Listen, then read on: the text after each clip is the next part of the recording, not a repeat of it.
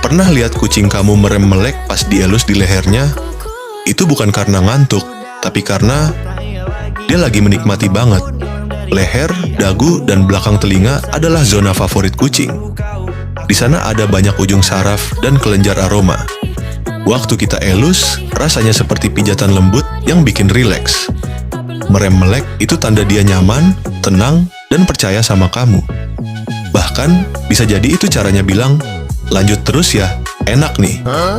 Jadi, kalau kucingmu merem melek pas dielus, selamat.